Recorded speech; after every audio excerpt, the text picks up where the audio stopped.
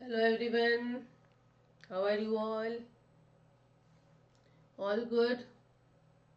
So welcome to the class, welcome to the session जहाँ पर हम PYQs कर रहे हैं for the biochemistry, right?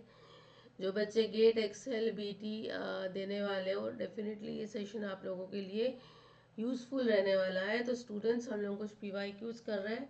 So come on we will start with our session. Links को आप जितना ज़्यादा शेयर कर सको उतना अच्छा है। साथ साथ में जो बच्चे नए हैं आप चैनल को भी सब्सक्राइब कर लीजिए and also please do like the session, isn't it? तो पहला क्वेश्चन आता है स्टूडेंट्स की which one of the following pairs of amino acid is not incorporated in a polypeptide chain. इसमें से कौन सा पेयर है जो अमाइनो एसिड का पॉलीपेप्टाइड चेन में इनकॉर्पोरेट नहीं होता है, आपको ये बताना है। ठीक है, पहला है 4 हाइड्रोक्सीप्रोलीन एंड अमा कार्बोक्सीग्लूटामेट, फिर कार्बोक्सीग्लूटामेट, डेस्मोजिन, ऑर्निथिन, सिट्रुलिन, 4 हाइड्रोक्सीप्रोलीन एंड 5 हाइड्रोक्सीलाइसिन। तो बच्चों इसका करेक्ट आंसर क्या आना चाहिए? हम सभी को पता है 4 यानी proline, right? It is present कहाँ पर? यहाँ पर आपका हाइड्रोक्सिल ग्रुप आ जाएगा। तो यस, ये हमारा कोलेजन में इनकॉर्पोरेशन होता है इसका। सिमिलरली कार्बोक्सी ग्लूटामेट हम कहेंगे कोएगुलेशन, ग्लूटामेट की बात आ गई, राइट? फैक्टर में यूज हो रहा है। सिमिलरली यहाँ पर भी वही चीज दी है। डेस्मोजिन, डेस्मोजिन स्टूडेंट्स कहाँ पर काम आएगा? इलास्टिन में क्रॉस लिंकिंग कराएगा, राइट? कहाँ से? लाइसिन से। ये भी सेम है। हाइड्रोक्सीप्रोलिन, हाइड्रोक्सीलाइसिन भी अगेन कोलाजन में इनकॉर्पोरेटेड होता है। ऑर्निथिन और सिट्रुलिन जो है स्टूडेंट्स, यस, ये किसी भी पॉलीपेप्टाइड चेन में इनकॉर्पोरेट नहीं होते हैं। ये सर्व करते हैं यूरिया साइकिल में, है ना, without any polypeptide incorporation, right? तो ये ही पेयर है जो कि हम कहेंगे विच इज नॉट इनकॉर्पोरेटेड, दूसरे सारे का इनकॉर्पोरेशन होता है, right? Now moving for the next question. Which one of the following metabolic intermediate is common to glycolysis, nucleotide synthesis and glycogen synthesis? इन तीनों में, ग्लाइकोलिसिस, न्यूक्लियोटाइड सिंथेसिस और glycogen synthesis में, इनमें से कौन सा इंटरमीडिएट कॉमन है?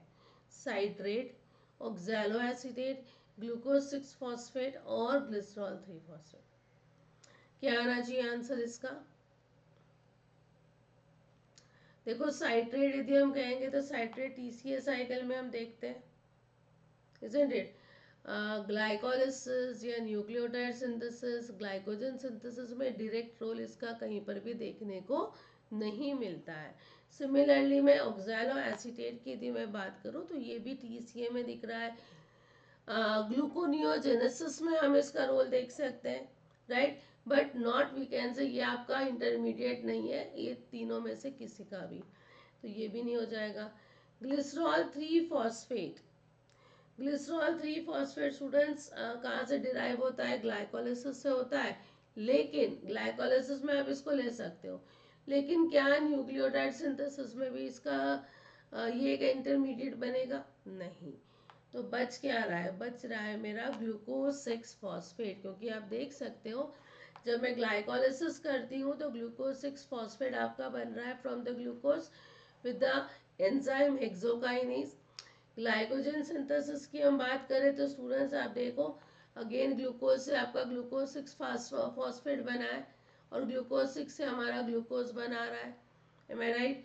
आफ्टर दैट नेक्स्ट यदि हम न्यूक्लियोटाइड सिंथेसिस की बात करेंगे, एचएमपी से हमारा जो आएगा तो ये ग्लूकोज 6 फॉस्फेट आपका जो है 6 फॉस्फोग्लूकोनेट बनेगा, right? And then after that ribulose 5 phosphate जो कि हमारा न्यूक्लियोटाइड सिंथेसिस में यूज होता है as a 5 carbon sugar, isn't it?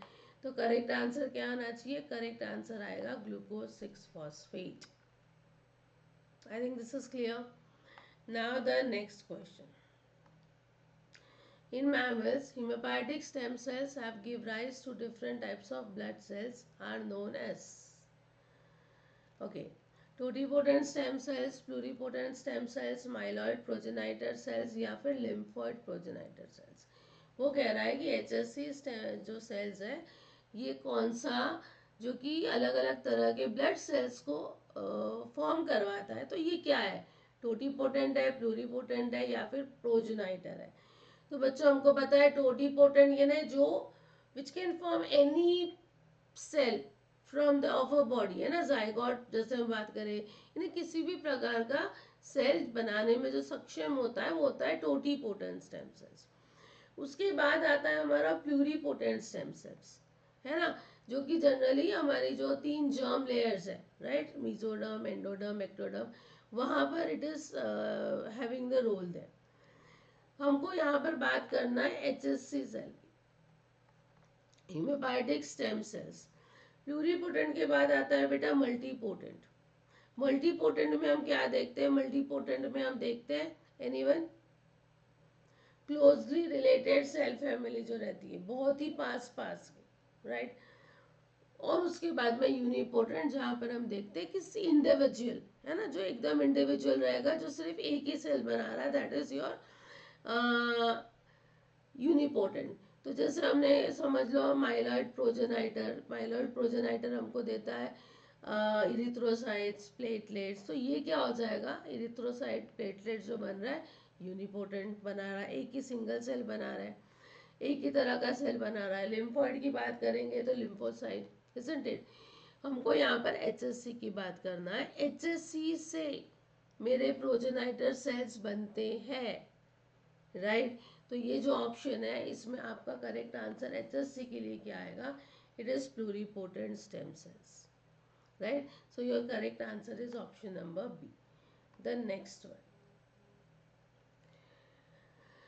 which one or more of the following statement correctly describes, देखो वन और मोर भी बोला है, describes the addition of n nucleotide during rearrangement of immunoglobulin heavy chain encoding gene। n nucleotide के addition की बात कर रहा है, राइट। यहाँ पर बोला है addition of n nucleotide in template encoded, n nucleotides are added by terminal deoxynucleotide transferase. The added n nucleotides are common in VD and DJ junction, या फिर n nucleotides are added by DNA polymerase 2। अब ये जो n nucleotide होते हैं students, क्या आएगा answer, come on. n nucleotide जो होता है ये हम कहेंगे कि एक तरह से नॉन, क्या होता है, नॉन टेम्पलेटेड होते हैं, नॉन टेम्पलेटेड न्यूक्लियोटाइड बोल सकते हैं। ये ना, ये किसी भी तरह से किसी भी DNA टेम्पलेट से कॉपीड नहीं किए गए, है ना, रीअरेंजमेंट के समय में कहीं से भी कॉपी नहीं किए गए, ये रैंडमली इसको ऐड किया जाता है, राइट। रैंडमली इनको ऐड किया जाता है। कब ऐड करते हैं स्टूडेंट्स, जब VDJ रिकॉम्बिनेशन होता है तभी इनको ऐड किया जाता है, ताकि ज़्यादा से ज़्यादा जंक्शनल डाइवर्सिटी कॉज कर सकते हमारा जो CD3 होता है, CDR3, वहाँ पर, ठीक है। और ये चीज़ कहाँ पर होती है, ये चीज़ होती है एंजाइम, कौन सा एंजाइम यूज़ होता है, एंजाइम होता है मेरा डीऑक्सी न्यूक्लियोटिडिल ट्रांसफरेज, इसकी हेल्प से होता है। तो देखो addition of anti nucleotide in template codon, नहीं ये नॉन टेम्पलेटेड है तो ये तो नहीं आएगा। N nucleotides are added by terminal, yes, ये enzyme definitely used होता है, so B is the right one। Added the N nucleotide are common in VD and DJ junction, ये भी बिल्कुल सही है बेटा, VD और DJ junction में हम इनको देखेंगे तो this is also true। And they are added by DNA polymerase, DNA polymerase का यहाँ पर कुछ भी रोल नहीं है, वो यहाँ पर इन्वॉल्व नहीं होता है, राइट। ये जो एंजाइम होता है टर्मिनल डीऑक्सी न्यूक्लियोटाइड ट्रांसफरेज, जिसको हम लोग शॉर्ट में TDT भी कहते हैं, इसको ध्यान रखोगे। तो आपका करेक्ट आंसर क्या आ जाएगा, ऑप्शन बी और C will be the right answer. Now moving for the next question. Okay, चलो रीड करो क्वेश्चन एंड ट्राई करो, यदि आप लोग कॉपी लेके बैठे हो तो ट्राई करो इसको आंसर निकालने का, क्या होगा आंसर।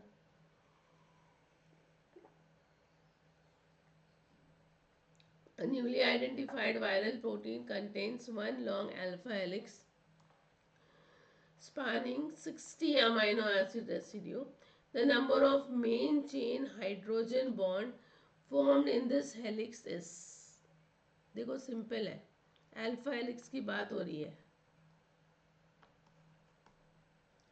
क्या आएगा?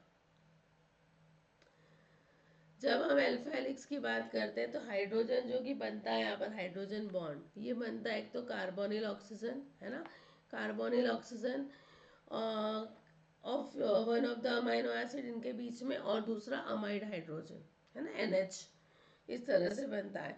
ये दोनों कैसे कनेक्टेड होते हैं? ये दोनों कनेक्टेड होते हैं बाय, यदि एक N है तो दूसरा 4 के बाद में आएगा, है ना, दूसरा 4 के बाद में आएगा, तो हम बोल सकते हैं कि हमारा किस तरह से आएगा, एक N है तो दूसरा N+4, right, it will be like this only.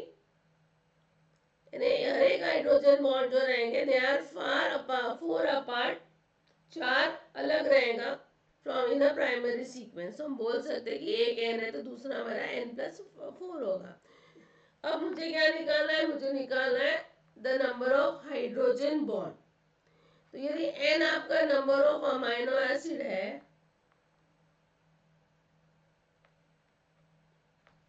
isn't it? तो यहाँ पर हम मुझे निकालने के लिए मैं क्या करूंगी, जो N रहेगा उसमें से जो 4 है उसको मैं माइनस कर दूंगी। N-4 हाइड्रोजन बॉन्ड्स रहेंगे अल्फा हेलिक्स में। N यहाँ पर कितना दिया है? 60 दिया है, तो 60 में से 4 निकाल देंगे तो आंसर क्या होगा? आंसर आएगा 56। तो व्हाट इज माय आंसर? कितने बॉन्ड्स रहेंगे? 56, क्योंकि पहला हमने N2N+4 है ना, तो 4 हम लोग वहां पर क्या कर देंगे? माइनस कर देंगे। तो ये चीज आपको ध्यान में रखनी है। Now moving for the next one, एक और PY अपना न्यूमेरिकल आ गया स्टूडेंट्स। देखो, जिसके नेगेटिव मार्क्स नहीं होते हैं तो डेफिनेटली इन सभी को सॉल्व करना चाहिए, प्रैक्टिस कर लो।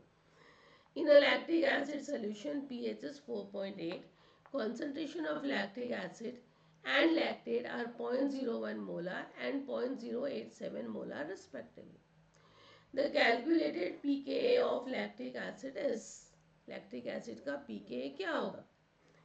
तो देखो pH दिया है आपको, कॉन्सेंट्रेशन दिया है एसिड बेस दोनों का, हमको pKa निकालना है। हमारे पास में फॉर्मूला है हेंडरसन हेजलबैक का, that pH is equals to pKa plus log of base upon acid, isn't it? pH कितना दिया है? 4.8। pKa को हम एज इट इज लिखेंगे, log ऑफ बेस हमारा क्या है? 0.087 अपॉन 0.01।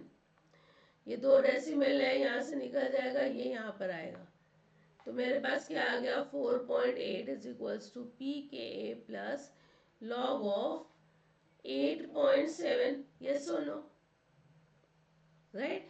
लॉग ऑफ 8.7 अभी निकालो तो आंसर आता है 4.8 is equals to pKa plus what is it? 0.940, क्या आ रहा है? 0.940, ये आपका आएगा यदि मैं लॉग ऑफ 8.7 निकालूं तो, राइट, तो ये हो जाएगा 0.940। अब pKa is equals to 4.8 minus 0.940, तो आंसर क्या आएगा स्टूडेंट्स? को आप सब्सट्रैक्ट कीजिए, 4.8 यानी 0 आएगा, 0 10 में से 4 गया तो 6 बजेगा यहाँ पर। उसके बाद में 8 और 9, 9 10 17, कितना आएगा? माइनस करना है ना, यस, तो हमारा ये 8 नहीं है तो 18 आएगा, तो 9 आ जाएगा और ये 3 रहेगा और डेसिमल आएगा after this digit, so 3.960 answer आता है। क्वेश्चन में बोला है round off to 1 decimal place, इन्हें इसको राउंड ऑफ करेंगे 86 आएगा ना, 860 आएगा, 3.86, तो राउंड ऑफ करेंगे बच्चों तो ये हो जाएगा 3.86 को हम लोग 9 कर सकते हैं, सो your correct answer will be 3.9। समझ में आया एवरीवन? अब यदि माइनस कर रहे हो 4.8 1 2 माइनस 0.940, 0 में से 0 गया, यहाँ पर 7 आ गया, यहाँ पर 10 आ गया, 6 आ गया, इधर से 3 आ जाएगा, यहाँ 17 आ जाएगा, तो 9 और ये आ जाएगा कितना 8 और 3, so this will be there, है ना, उसी को हमने राउंड ऑफ कर लिया, तो आपका करेक्ट आएगा 3.860, दैट इज इक्वल्स टू 3.9। ये चीज़ बहुत इंपॉर्टेंट है, यदि आपने इसको राउंड ऑफ नहीं किया, एज इट इज़ रहने दिया, तो आपका आंसर रॉन्ग भी काउंट हो सकता है ना, तो वो आपको ध्यान में रखना है। Now the next question, if a 10 millimolar solution of a biomolecule in a cuvette of path length 10 millimeter absorbs 90% of incident light at 280 nanometer, the molar extinction coefficient of the biomolecule at this wavelength is, क्या पूछा है बेटा, molar extinction coefficient पूछा है, तो यानी आपका epsilon पूछा है, तो हमारे पास एक फॉर्मूला है बियर्स लैम्बर्ट लॉ का।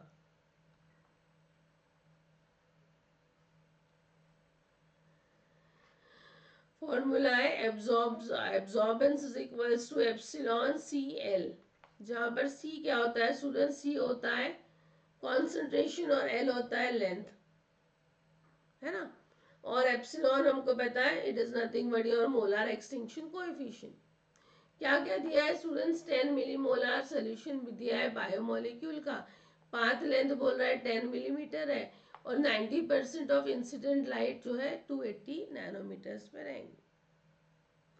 तो यहाँ पर इसको कैसे करना है, यदि मैं ये फॉर्मूला भी डालती हूँ तो मेरे पास में सी, आई कैन से सी रहेगा क्या, यहाँ पर कॉन्सेंट्रेशन दिया हुआ है, पाथ लेंथ भी दी हुई है, एप्सिलॉन निकालना पड़ेगा, इसलिए एप्सिलॉन निकालना पड़ेगा। अब यहाँ पर देखो ऐसे केस में मुझे क्या करना है,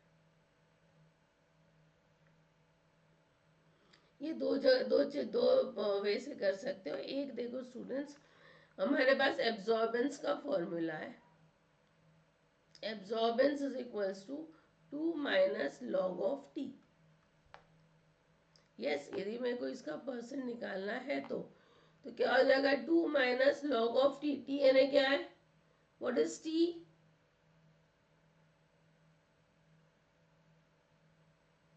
transmittance, yes it is transmittance only, तो 2 माइनस लॉग ऑफ टी यानी क्या हो गया log of 10, right, log of 10 यानी 1 होता है, तो 2 minus 1 that is equals to 1, तो एब्जॉर्बेंस 1 आ जाएगा। इसको एक और मेथड से कर सकते थे, ऐसा नहीं जम रहा है तो क्या दिया है कि 90% ऑफ इंसिडेंट लाइट 280 नैनोमीटर पे, जिसकी पाथ लेंथ 10 मिलीमीटर है, राइट, ये एब्जॉर्ब करता है, isn't it? तो हम बोल सकते हैं कि 90% ऑफ इंसिडेंट लाइट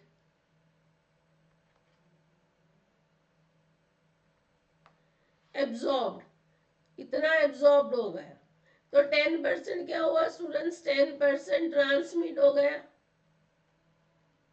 हम बोल सकते हैं ना 90% यदि एब्जॉर्ब हुआ तो 10% ट्रांसमिट हो गया, तो यहाँ पर हम एब्जॉर्बेंस को क्या ले लेंगे, फॉर्मूला लिख लो, एब्जॉर्बेंस इज इक्वल्स टू, एक और हो सकता है माइनस लॉग ऑफ 1 माइनस 0.90, 90% का निकालोगे तो आपका 0.9 आएगा, 10% का ये आएगा, राइट, तो हो जाएगा minus log of what, 1 minus 0.90, इसको आप 1 से माइनस करो 0.1 आता है, तो माइनस लॉग ऑफ 0.1 क्या होता है 1, तो ये क्या आ गया मेरा एब्जॉर्बेंस आ गया 1। अभी एब्जॉर्बेंस यदि 1 आ गया, अब formula is equals to epsilon C L, epsilon क्या है नहीं पता हमको, epsilon is equals to C L upon sorry A upon C L लिख सकते हैं। ए क्या दिया है बच्चों, पाथ लेंथ,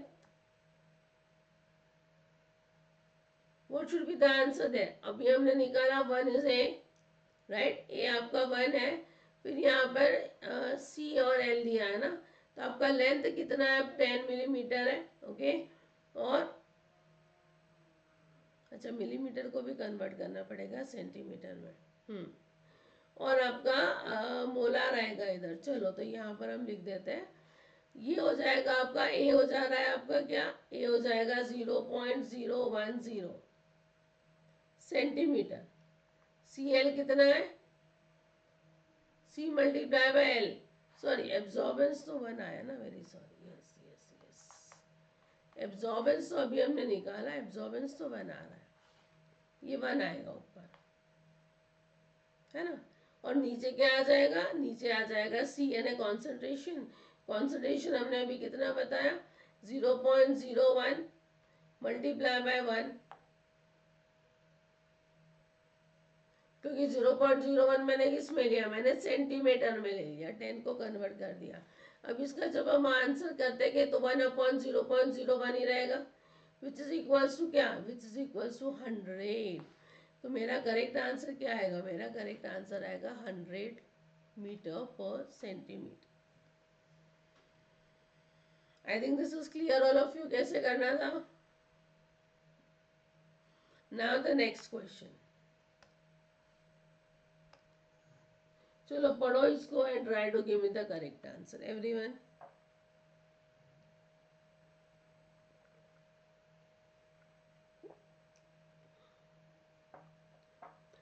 मेटाबॉलिक इंटरमीडिएट्स दिए हैं और हमको इनको मैच करना है अमाइनो एसिड से। Alpha ketoglutarate, ribose 5 phosphate, 3 phosphoglycerate, phosphoenol pyruvate. यहाँ पर हमको क्या दिए, हमको यहाँ पर करस्पॉन्डिंग अमाइनो एसिड्स दिए हैं। तो बच्चों हमको पता है कि यदि हम अमाइनो एसिड सिंथेसिस की बात करें तो जो इंटरमीडिएट्स है, यस, ये क्या आपको देंगे। यहाँ पर सबसे पहला आपको दिया था शायद से अल्फा कीटोग्लूटारेट, राइट। तो अल्फा कीटोग्लूटारेट हमको कहाँ दिख रहा है, ये रहा आपका alpha ketoglutarate. So it is giving with alpha ketoglutarate, आपका आ रहा है glutamate,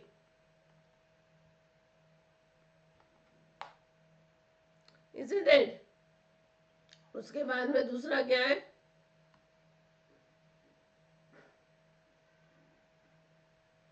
ribose 5 phosphate, ribose 5 phosphate, you see here, ribose 5 phosphate कहाँ गया,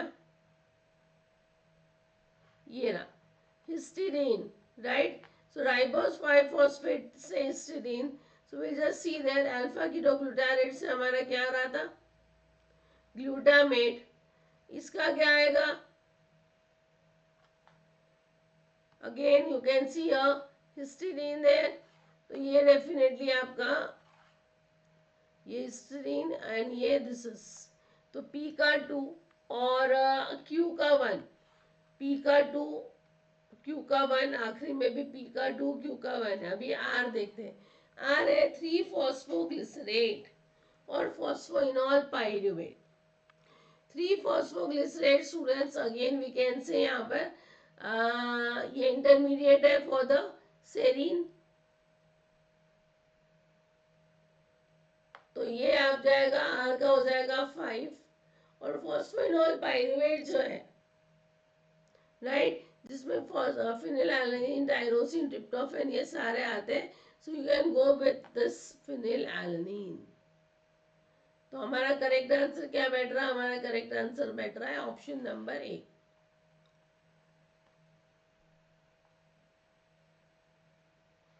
right. Now moving for the next one, which one of the following is correct match between molecular proteins listed in column 1 and corresponding biochemical separation method in column 2? Solubility, ionic charge, polarity, molecular size. यहाँ पर दिया reverse face chromatography, ultra सेंट्रिफिकेशन, salting out, isoelectric focusing और gel electrophoresis. आपको correct match यहाँ पर बताना है, come on.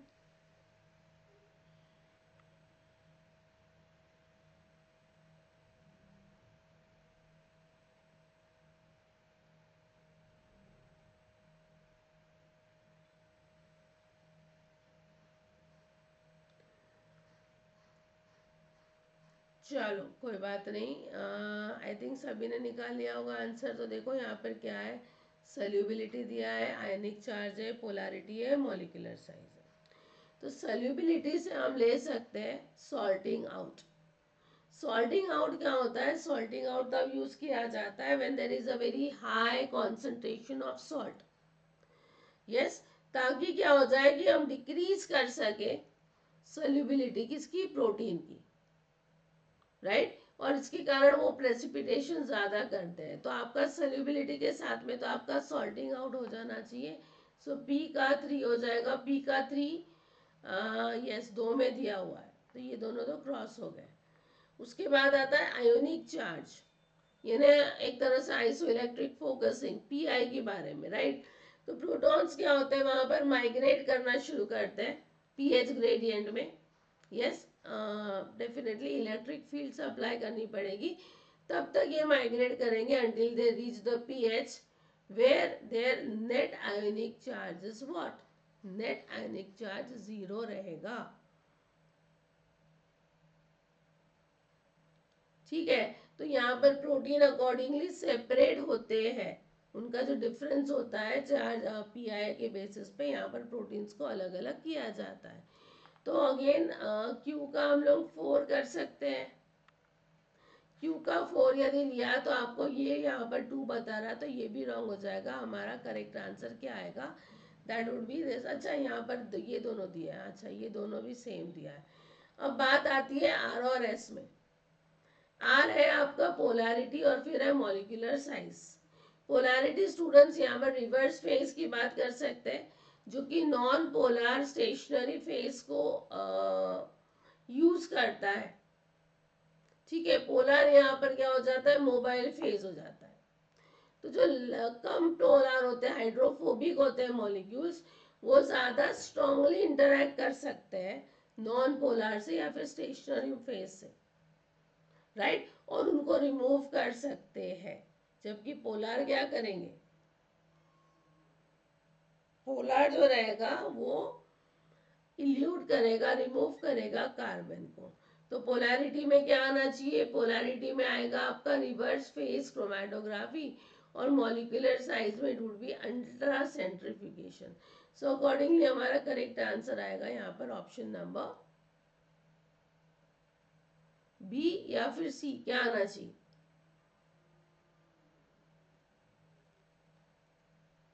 It is definitely option number, sorry मैंने यहाँ पर बी लिखा है, ऑप्शन आएगा सी नॉट बी, क्योंकि आर का 1 और एस का 2 है ना। हाँ, तो it is option B will be the right answer. ठीक है, now moving for the next one, a very simple question. Question क्या है, which one or more of the following statement is or are correct regarding the electromotive force generated by electron transfer chain. पहला बोला it is use for synthesis of ATP, it is not use for active transport across, it includes a pH gradient component, या फिर it does not include an electrical potential gradient। Proton gradient students जब बन रहा है यहाँ पर, right, electromotive force का एक पार्ट हो जाता है, राइट, जो कि यूज होता है अलग अलग जो बॉडी में एक्टिव प्रोसेस होते हैं, एक्टिव ट्रांसपोर्ट होते हैं वहां पर ये यूज होता है। तो पहला जो statement it is use for the synthesis of ATP, ये तो बिल्कुल सही है। It is not used for active. It is used, you can say, na? Can we say that? या फिर it includes a pH gradient component, और it does not include an electrical potential gradient. ये तो include करेगा। pH gradient component include करेगा क्या? या फिर it is not used for active transport process.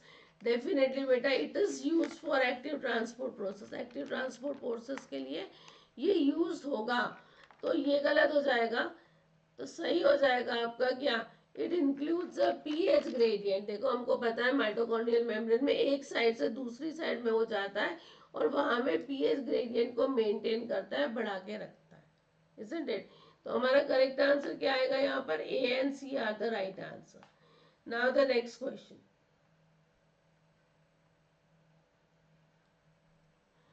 Okay, थोड़ा सा बड़ा दिख रहा है, उसको ध्यान से पढ़ना पड़ेगा। चलो ट्राई करो।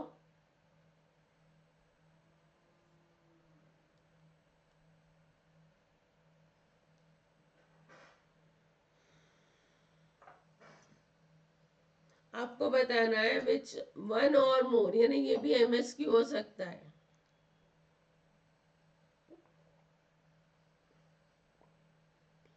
पहला स्टेटमेंट है manno 6 phosphate residues are involve in targeting protein to lysosome. क्या ये सही है? बिल्कुल सही है।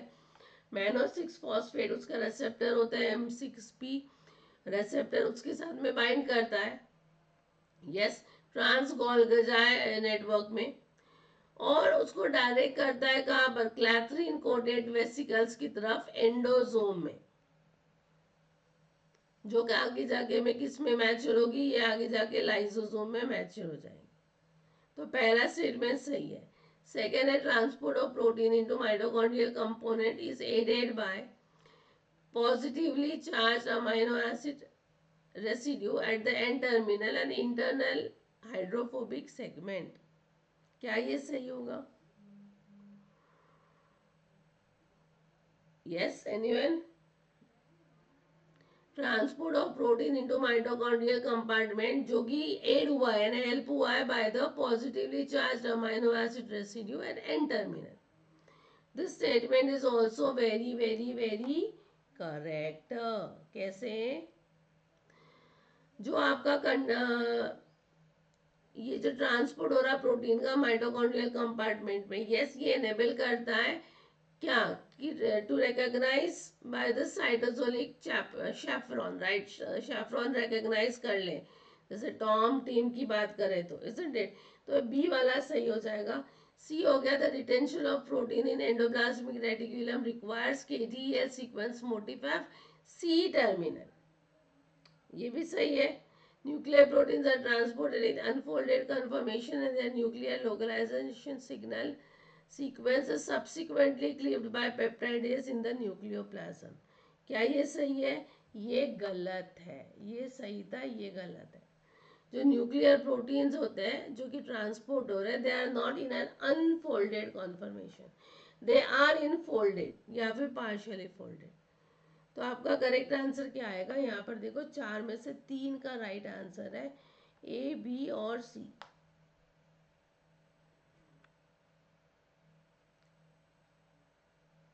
Got it? Now moving for the next one. ध्यान से पढ़ो क्वेश्चन को, डिफिकल्ट नहीं है, समझ जाओगे तो आंसर दे सकते हो। Come on.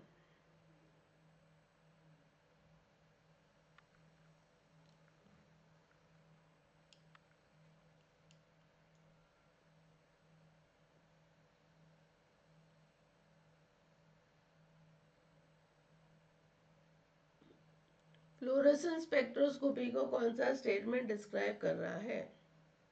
पहला बोल रहा है the emission maxima that is lambda max is independent of excitation wavelength.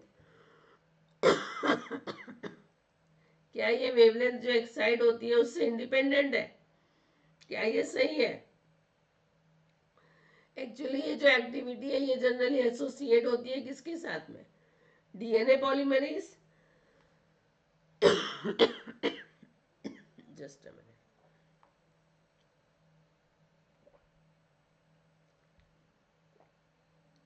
है ना? प्रूफ रीडिंग करनी है जब ड्यूरिंग द डीएनए रेप्लिकेशन, सो उस समय में ये यूज होती है। बी बोल रहा है the emission maxima depends on concentration of quencher. Quencher की कॉन्सेंट्रेशन पे ये आपका डिपेंड नहीं करेगा। It is right.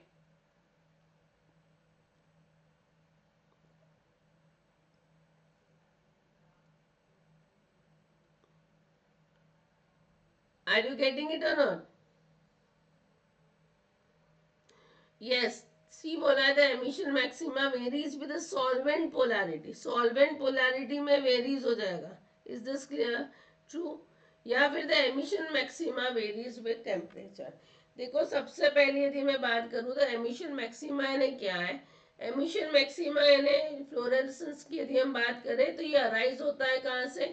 नीचे से ऊपर की तरफ।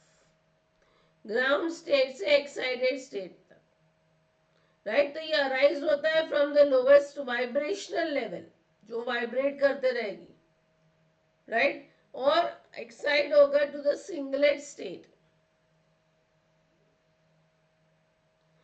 फिर वहां पर वो कांस्टेंट रह जाएगा, क्योंकि कंटिन्यूस क्या हो रहा है, vibrational process, vibrational relaxation cause हो रहा है, which can again bring to the lowest state there. उसके बाद में the maxima depends on the concentration of quencher. क्या ये सही है? यस, क्वेंचर्स एक्चुअली फ्लोरोसेंस को रिड्यूस कर देंगे,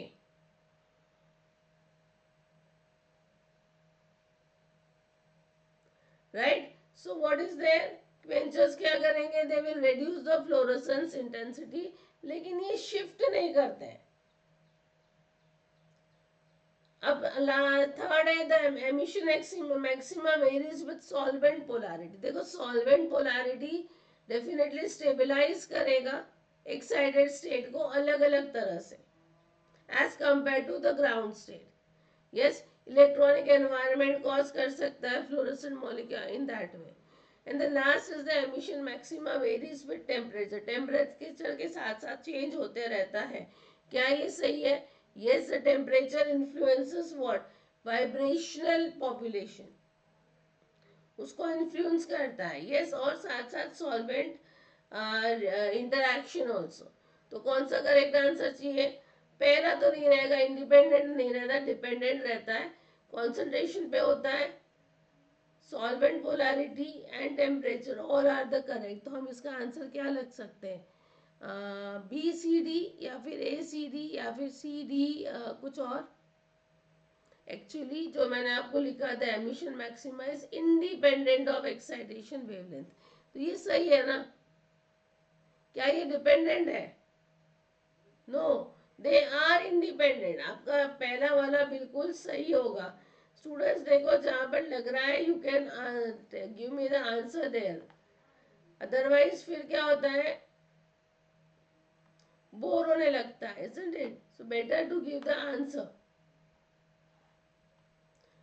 तो पहला वाला स्टेटमेंट जो बोला इंडिपेंडेंट, राइट, वो सही रहेगा। दूसरा जो बोला था emission maxima depends on concentration of Quencher, मैंने क्या कहा, शिफ्ट नहीं करेगा, कॉन्सेंट्रेशन पे डिपेंड नहीं होता है, राइट।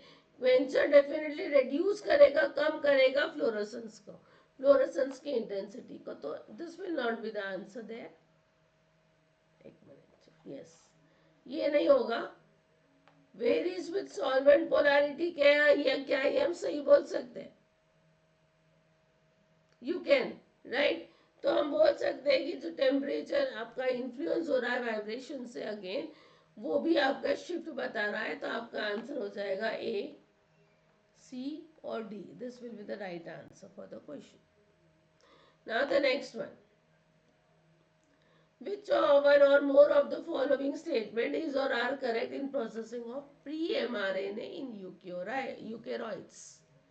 यस, यूकैरियोट्स में बोल रहा है एक या एक से कौन सा स्टेटमेंट है जो कि करेक्ट है यदि हमको प्रोसेस करना है एमआरएनए को, प्री एमआरएनए को। पहला बोला है 3 prime to 5 prime exonuclease activities involve in conversion of pre mRNA to mRNA. फिर है 5 prime capping and addition 3 prime poly A tail precede splicing. यहाँ पर 3 प्राइम टू 5 प्राइम आ गया, यहाँ पर 5 प्राइम कैपिंग आ गई, 3 प्राइम आ गया, राइट। तो this is not the correct answer. अब इन दोनों में देखो, splicing of pre mRNA occurs by transesterification और alternative splicing can eat different mRNA products from the same pre mRNA. कौन सा सही बैठेगा? सी तो है ही सही, you can also go with D, right. तो करेक्ट आंसर क्या आ जाएगा? C D.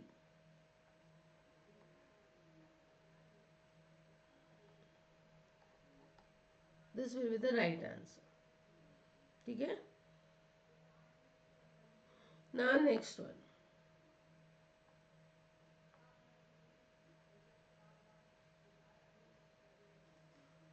just a minute. Okay. The next question is, which one or more of the following statement correlates correctly describe the changes upon addition of puromycin during eukaryotic translation. Eukaryotic translation से यहाँ से कौन से statement correctly describe कर रहा है किस चीज को, कि जो हमने प्यूरोमाइसिन को ऐड किया है उस चीज को. पहला है puromycin resembles amino acid end of the charge tRNA. Puromycin occupies the A site of translating by ribosomes. Puromycin occupies P site or it occupies E site. I think मेरे पास pick है वहाँ पर.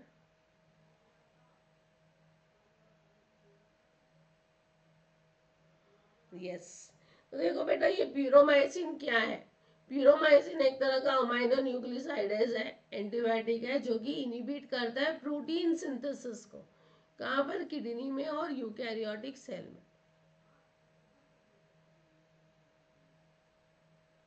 राइट. और कैसे act कर रहा है? As a structural analog of the pre prime end of amino acid tRNA. अब यहाँ पर स्टूडेंट्स आपको क्वेश्चन में क्या दिया था,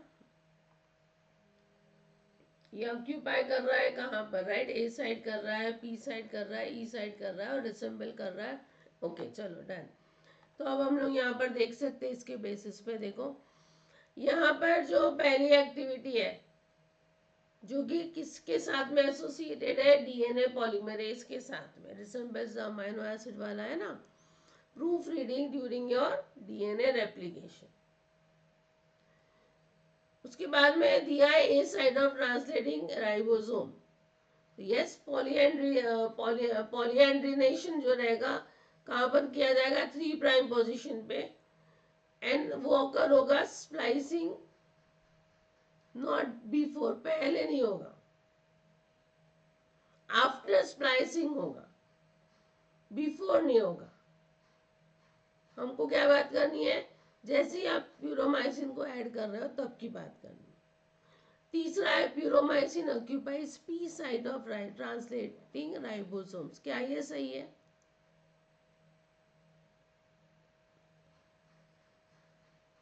it is true. Right. P site पे आगे बाइंड करता है. Puromycin occupies the E site of translating ribosomes. This is also true. E site पे करेगा. आई थिंक मैंने फिगर भी लिया था, नहीं लिया. चलो कोई बात नहीं. आई थिंक समझ में आ गया. यहाँ पर देखो हमने लिखा है कि वंस, ये देखो क्या होता है प्यूरोमाइसिन का स्ट्रक्चर. एक तो बहुत ही सिंपल है, इम्पोर्टेंट हम इसको यूज कर बोल सकते हैं क्योंकि एक अमाइनो न्यूक्लियोसाइड है, एंटीबायोटिक है, जो कि प्रोटीन सिंथेसिस को इनिबिट करती है. कैसे? By acting as a structural analog. Mimic करती है किसको? अमाइनो एसिड टीआरएनए को. उसका स्ट्रक्चर बिल्कुल सही का होता है और इसके कारण ये जाके कहा जाती है? बाइंड कर लेती है ए साइड पे, जो एक्सेप्टर साइट होती है राइबोसोम की. यहाँ पर जाके बाइंड कर लेती है. ठीक है. मैं पिक देख रही थी but peak is not there. But आपको ध्यान रखो कि हमारे पास जो साइट होता है ए साइड पी साइड, तो वहां पर ए साइड पे बाइंड कर लेती है. जैसे ही वो ए साइड पे बाइंड करेंगी तो राइबोसोम का जो पेप्टिडिल ट्रांसफेरेज सेंटर होगा वो कैटालाइज करेगा रिएक्शन. जहाँ पे नॉर्मल केस में जो ग्रोइंग पॉलीपेप्टाइड चेन है वो ट्रांसफर हो जाती है. कहाँ पर? अभी प्यूरोमाइसिन मॉलिक्यूल में, क्योंकि वो वहां पर ए साइड में आ गया. नॉर्मल टीआरएनए में क्या हो जाता है? ये आगे जाके इलोंगेट होगा, सारा चीज होगा. लेकिन यहाँ पर जो पेप्टाइडिल प्यूरोमाइसिन मॉलिक्यूल है ये पार्टिसिपेट नहीं कर सकता है आगे के इलोंगेशन प्रोसेस में और वहीं से डिसोसिएट हो जाता है, ब्रेक हो जाता है. तो हम कहेंगे कि टर्मिनेशन कर दिया, प्री मैच्योर टर्मिनेशन हो गया प्रोटीन सिंथेसिस. ठीक है. तो ये चीज आपको ध्यान में रखनी है. तो अकॉर्डिंगली यदि मैं ये क्वेश्चन का आंसर देखूं तो ए साइड ऑक्यूपाई करता है, ये भी सही है. और रिसेंबल करता है अमाइनो एसिड एंड को, ये भी सही है. तो करेक्ट आंसर क्या आएगा फिर? करेक्ट आंसर आएगा A and B. Got it? Now the next one. Next question है factor H, a complement regulatory protein in plasma bind C3b and क्या करेगा आगे? अब देखो फैक्टर एच अब कॉम्प्लीमेंट पाथवे में, कौन से पाथवे में हम देखते हैं, हमारे पास में जो अल्टरनेटिव पाथवे है वहां पर,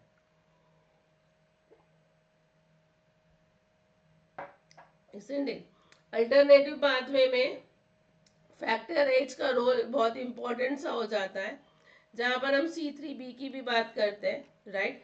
अल्टरनेटिव पाथवे जब हम फ्लूइड फेज में देखते हैं तो एक्चुअली थोड़ा सा फैक्टर एच के रिलेटेड मैंने साइड में लिखा है। ये क्या है? सिंगल चेन का होता है, 150 किलो डाल्टन ग्लाइकोप्रोटीन है स्टूडेंट्स। 20 डोमेन्स होते हैं। कितने होते हैं? 20 डोमेन्स होते हैं। यस, इनको हम शॉर्ट सेंसस रिपीट्स कहते हैं या फिर कॉम्प्लीमेंट कंट्रोल प्रोटीन मॉलिक्यूल्स भी कहते हैं। ये कॉम्प्लीमेंट एक्टिवेशन को रेगुलेट करता है फैक्टर एच। कैसे? सबसे पहले तो ये असेंबली को इनिबिट करेगा अल्टरनेटिव पाथवे की C3 और C5 कन्वर्टेज एंजाइम। जो हमारे C3 कन्वर्टेज C5 कन्वर्टेज बनता है उसको क्या करेगा? उसको इनिबिट करता है। कैसे? कॉम्पीट करता है फैक्टर बी से C3b बाइंडिंग के लिए। ठीक है, ये एक चीज करेगा। दूसरा, डिसेंबली को फैसिलिटेट करेगा, इन्हें कन्वर्टेज को डिसेंबल करवाएगा बीबी को हटा के। तीसरा, एज अ को फैक्टर एक्ट करेगा फॉर सेरीन प्रोटीएज फैक्टर 1। उसके लिए क्या एक्ट करेगा? एज अ को फैक्टर वो एक्ट करेगा।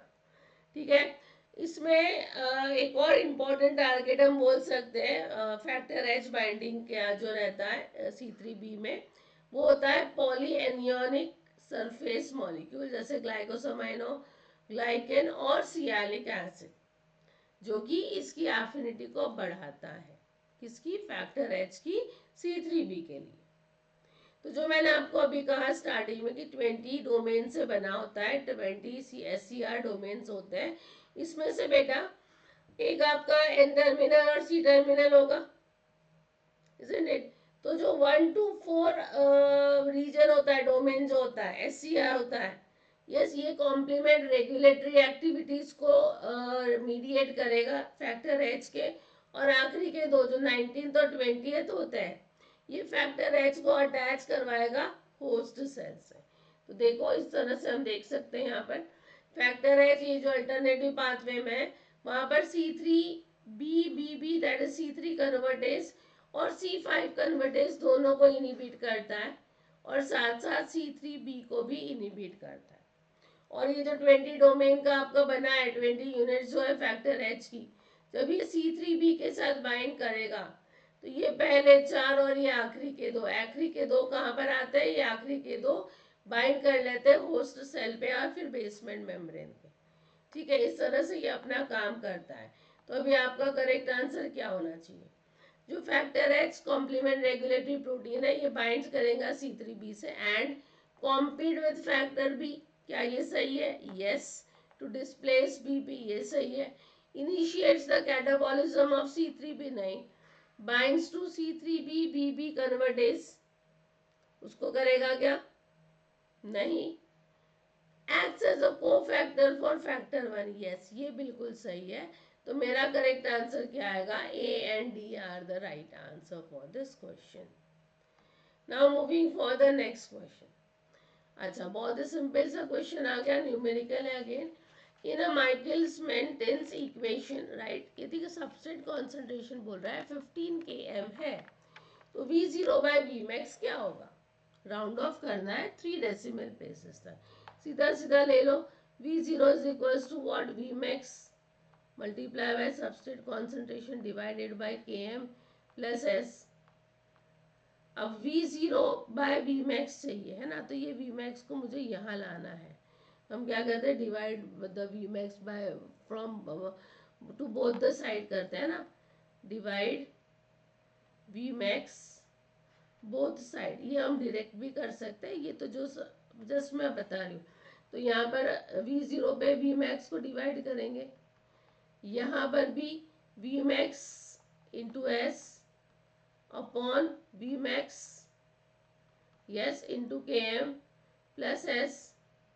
तो ये दोनों कैंसिल हो जाएगा, तो क्या आ गया, V zero by V max is equals to substrate concentration कितना दिया है 15 के एम, तो उसकी जगह में लिख देंगे 15 K M upon K M plus 15 K M. तो V zero by V max is equals to 15 K M upon 16 के एम। ये दोनों कट गया, दैट इज 15 अपॉन 16। 15 अपॉन 16 हम देखेंगे, so that is comes about 0.9375। उसने बोला है आपको 3 डेसिमल पे आप उसको राउंड ऑफ करना है, तो 75 है तो उसको हम 8 कर सकते हैं। सो मेरा हो जाएगा that is equals to 0.938, right. तो आंसर क्या आएगा, 0.938 will be the correct answer. था simple. One more question is given there. A 5250 base pair long plasmid with 10 negative supercoils would have a linking number of dash considering 10.5 base pair per turn for bDNA. क्या बोला है बेटा, 5250 base pair long plasmid है जिसके पास में 10 negative सुपरकॉइल्स है, right. Would have a linking number of dash, क्या consider करना है, इन्हें लिंकिंग नंबर पूछा है उसने हमको, क्या पूछा है यहाँ पर, लिंकिंग नंबर पूछा है। 10.5 बेस पेयर पर टर्न ऑफ BDNA। तो यहाँ पर ऐसा जब क्वेश्चन आता है तो सीधा सीधा आप लोग ध्यान में रखोगे, linking number is equals to होता है ट्विस्ट प्लस वृत्त। अब ट्विस्ट क्या होता है, ट्विस्ट का मतलब होता है यहाँ पर नंबर ऑफ हेलिकल टर्न, और वृत्त का होता है नंबर ऑफ सुपरकॉइल्स। तो लिंकिंग नंबर क्या हो जाना चाहिए स्टूडेंट्स, लिंकिंग नंबर भी दिया है क्या, नहीं, वो निकालना है। तो पहले तो हम देखेंगे ट्विस्ट ही निकालना है, तो what will be there,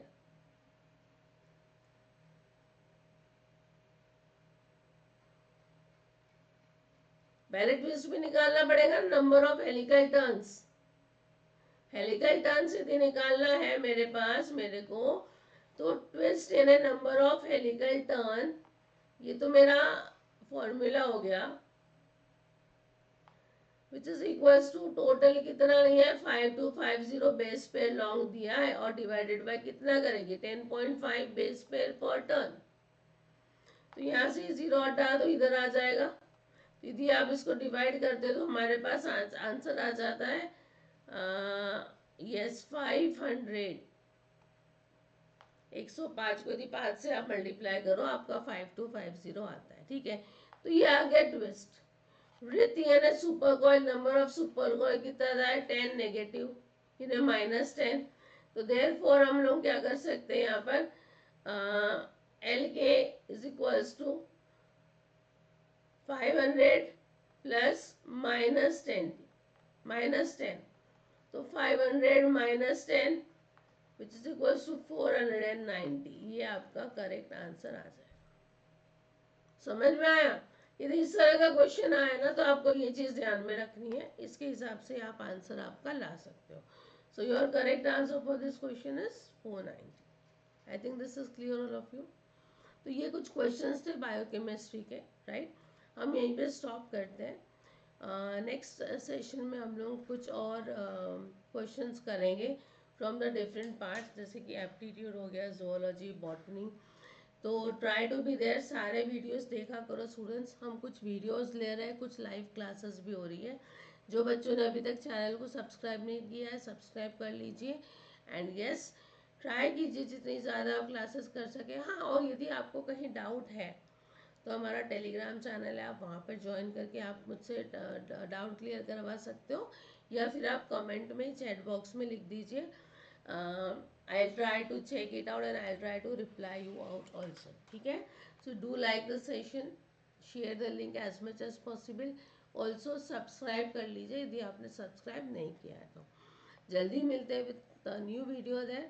till then bye, take care, study well, revise well, and all the best for your studies. So thank you very much beta, bye.